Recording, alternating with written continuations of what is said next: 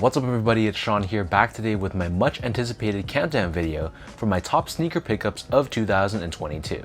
So a couple days back I posted my top 20 New Balance pickups of the year, but today's video is not going to be brand specific. This video is going to be all encompassing. So any shoe I picked up during the year, whether that's Nike, Jordan, Asics, New Balance, Adidas, whatever it was put into consideration when I was ranking my pickups, but the only caveat is that I needed to have to keep the shoe and not simply pick it up, review it, and just dump it.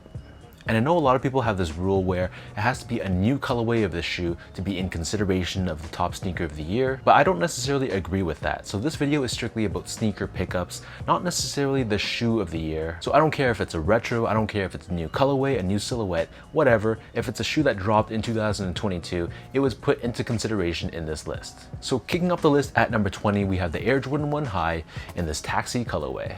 To put it bluntly, the Air Jordan 1 High has lost a bit of its hype, and we've seen a majority of colorways that dropped this year sit on shelves. But even though this taxi colorway doesn't necessarily have a super high resale value, this colorway specifically was something people were looking for months if not years. So I was very excited that Jordan Brand decided to finally release these this year. I love the vibrancy and the hue of this yellow leather, and I think at the end of the day, this was a colorway that was decently accessible to most people, and it's just a very nice looking Air Jordan 1 High. Moving down the list at number 19, we have the Air Jordan 12 Retro in this Playoff colorway. So the Playoff 12, for those that don't know, was my very first Air Jordan that I ever got in my life. I got the OG version of this shoe back when I was in elementary school, and since then it's held a special place in my heart, so much so that I actually doubled up on this shoe, one to rock and one to stock. And in my opinion, this was a pretty decent recreation of the Playoff 12s. The quality of the materials was pretty solid, and Jordan 12s in general are tanks, so these should last in my collection for a long time. Next up at number 18, we have the KITH New Balance 990 V4 in this United Arrows and Sons colorway. So this is one of my favorite New Balance releases of the year. Even though this is a previous existing colorway that they just adopted on a different silhouette, I think the translation of the colorway onto the V4 model works seamlessly. The V4, in my opinion, is a super comfortable model as well. And in a year where KITH released 4 different versions of 990s celebrating their 10-year anniversary, this one to me stood out from the rest, and it's the pair that I was definitely most excited to add to my collection. Moving on to number 17, we have the Nike Air Max 1 in this WABI SABI colorway. To be honest, this year's Air Max Day was pretty lackluster, but the WABI SABI Air Max 1 was one of my favorite Air Max 1s to release this year. I thought they adopted that concept of beauty and imperfection so well on the Air Max 1, with decent materials, a very beautiful colorway, and very strong theming as well, which is mostly what you're looking for when it comes to these limited edition sneakers. Next up on my list at number 16, we have the Union Air Jordan 2 in the RATTAN colorway. So there was a ton of Air Jordan 2 releases this year, and these Union 2s specifically in this RATTAN colorway was definitely one of my favorites. I thought Union's take on the Jordan 2 was very unique by changing the look of certain panels and giving us unique materials, and though these didn't necessarily have a sky-high resale value, it doesn't always need to be about resale. I think this RATTAN colorway is beautifully done. It's pretty much done in this tonal finish, and we know how popular cream tones are these days. And if I had to guess, I'd say maybe in 4 or 5 years down the road, a lot of people might regret not picking these up or at the least keeping these in their collection. Moving on to number 15, we have the Nike Dunk Low in this Jackie Robinson colorway. So the Nike Dunk continued to dominate headlines this year with a ridiculous amount of colorways to release throughout the year. But the thing about the Dunk is a lot of the pairs that they dropped were pretty poor quality, but this pair, which celebrates Jackie Robinson, not only looks really nice, but the materials were actually very solid too. So this is another one of those pairs that really checks off a lot of those boxes. It's a beautiful looking shoe, it's very strong theming as well with these ties to Jackie Robinson as well as baseball, and I was a big fan of the material quality too. Moving on to number 14, we have the Air Jordan 4 Retro in this military black colorway. This might be the plainest shoe on my list, but it's a general release colorway of the Air Jordan 4 that I fell in love with right when I saw the initial product images. You can't get simpler than white and black, but that's one of the reasons why I love this shoe so much. It's such a versatile looking shoe, you can really wear this with anything you want, and unlike a lot of other Air Jordan 4s that cause me discomfort and pain in the pinky toe area, these military 4s for some reason fit me a lot better, so I actually find them to be decently comfortable. So comfort, wearability, decent quality, and a general release pair as well, what's there not to like about this shoe? Moving next on the list at number 13, we have the Air Jordan 1 High 85 in this Georgetown Hoyas colorway. When it comes to Jordan 1s, these 85 cut releases always feel very special, and this Georgetown colorway was no exception. There's just something about these releases that make me so happy to add these to my collection, and I think this colorway, which is inspired by the colors of the Georgetown Hoyas, is beautifully represented on this Air Jordan 1 canvas. I know the 85 cut isn't for everyone, this definitely feels more of a sturdier and stiffer shoe, but in a year where Jordan Brand gave us so many different colorways of the regular Jordan 1 highs, to me at least, these ones stood up above the rest. Next up on the list at number 12, we have the Concepts Nike Air Max 1 in this far out colorway. So Nike and Concepts released 3 very loud, very eccentric, and very unique takes of the Air Max 1s this year. And of the 3 colorways that released, this far out colorway is my favorite. As you probably know, Concepts rarely takes it safe in their collaborations, and this is a perfect example of that. By giving us a mix of this denim, this cow fur, bandana print canvas, and in this psychedelic color palette, this is definitely one of those shoes where you just gotta embrace the craziness of it, wear a basic and plain outfit, and let the shoes be the star of the show. Moving on to number 11 on my list, we have the Joe Freshgoods New Balance 993 in this sage colorway. So the New Balance 993 has had a bit of a resurgence this year, and this 3-shoe collection by Joe Freshgoods was one of my personal favorites. Of the 3, this sage colorway was the best to me. I love the wearability of the shade of green, while still giving us those signature pastel tones that Joe Freshgoods has become known for. And if we're talking about comfort, it's going to be pretty hard to beat the comfort of the 993. So now we're at the halfway point of my list, and landing at number 10, we have the Air Jordan 3 in this fire red colorway. So this year's version of the Fire Red 3 is the closest we've ever gotten to the original release from 1988. With the improved shape and of course Nike Air on the back, for a huge Air Jordan 3 fan like myself, this was a no-brainer, and it was another pair that I doubled up on in my collection.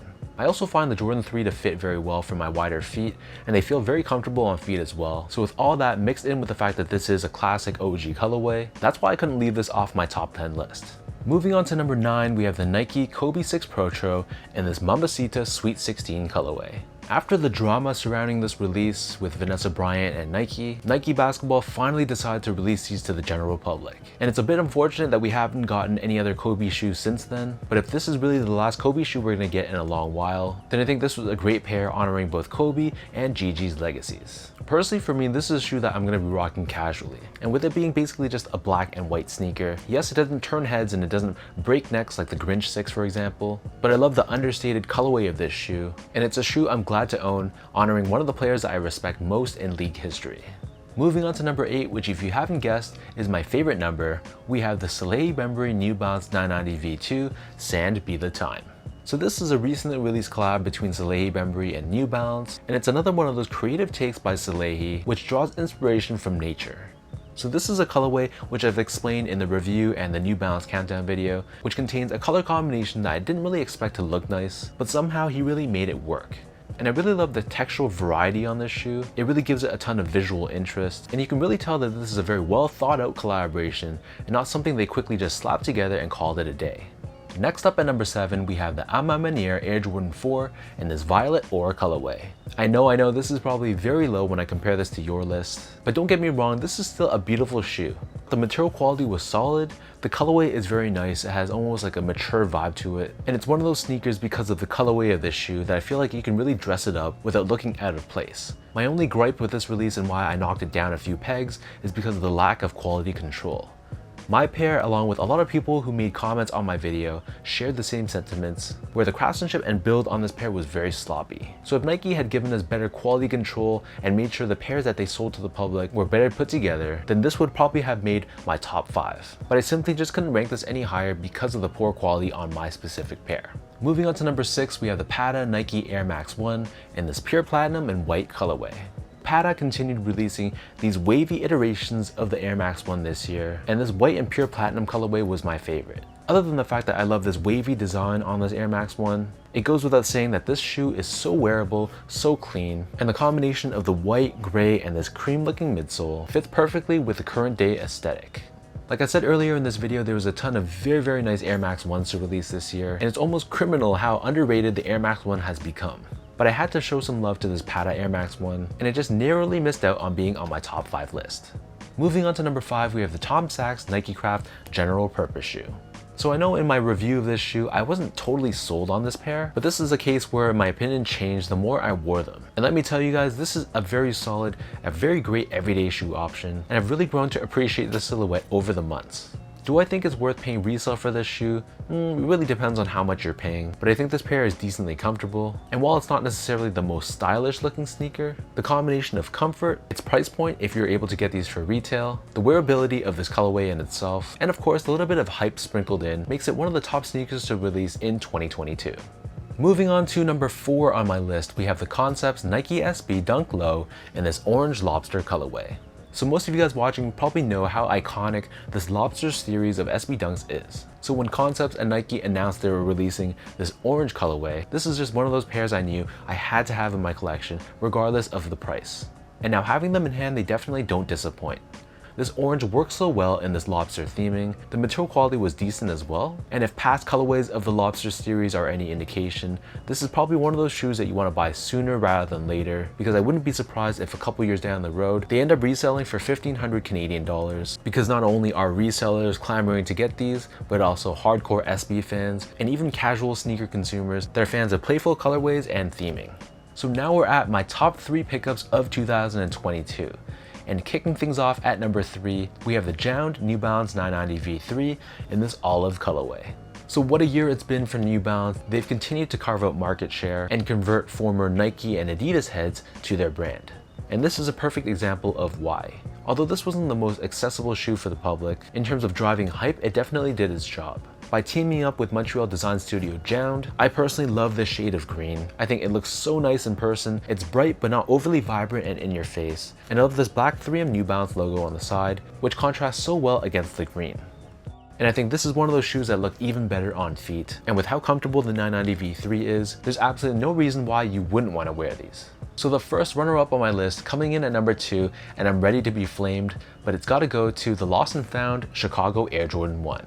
I'm already hearing the boos and the downvotes, as I know most of you out there probably have this as your sneaker of the year. And don't get me wrong, this is a beautiful version of the Chicago 1, which I think they executed so well from a theming standpoint, especially with the packaging, the box. And I think it's great that Jordan Brand produced so many quantities of this shoe, so that a lot of you out there that wanted to grab these, let's just say it wasn't impossible to grab these for retail.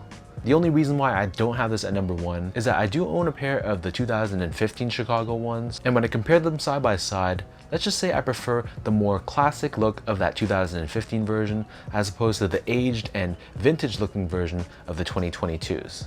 But I guess I'm a bit biased in that sense. If I didn't own a pair of the 2015s, I probably would have ranked this as number 1, and I definitely can't blame you guys for having it ranked that high.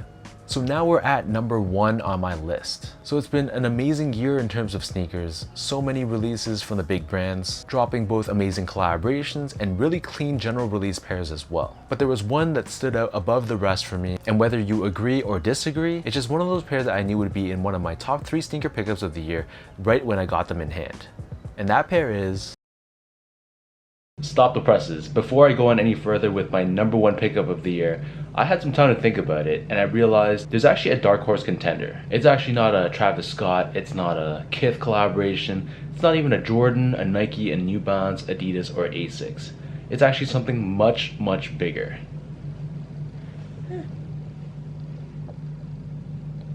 Hi. So this little guy obviously had to be my number 1 pickup of the year, right?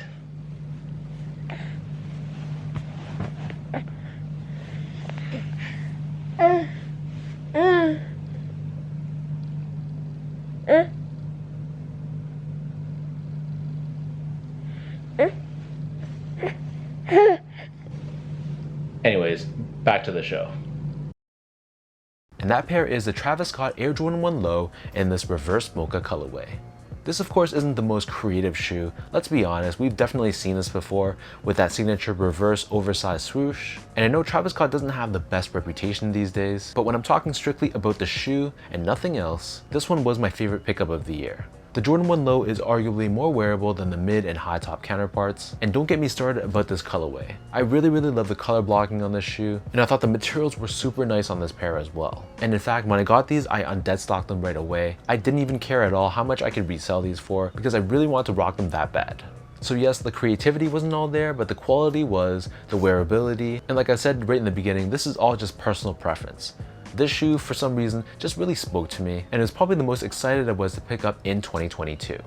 So that wraps up my list of my top 20 sneaker pickups of the year. Let me know in the comment section down below what you guys think of my list. What pairs do you agree with? What do you disagree with? What did I leave off? Let me know in the comment section down below what are some of your favorite pickups this year.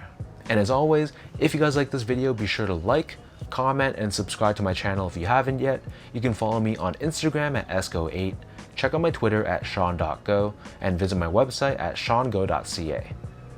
And I just wanted to take this time to give you guys a huge shout out. Thank you guys so much for your continued support this year. It honestly means the world when you guys comment on my videos. And whether that's positive or you have constructive criticism, I truly value you guys taking the time to support me. So I can't wait for 2023. I know my wallet probably needs a break, but from some of the previews I've seen already, it looks like it's going to be another solid year. So thank you everyone for watching, much love once again, and I'll catch you guys all in my next video.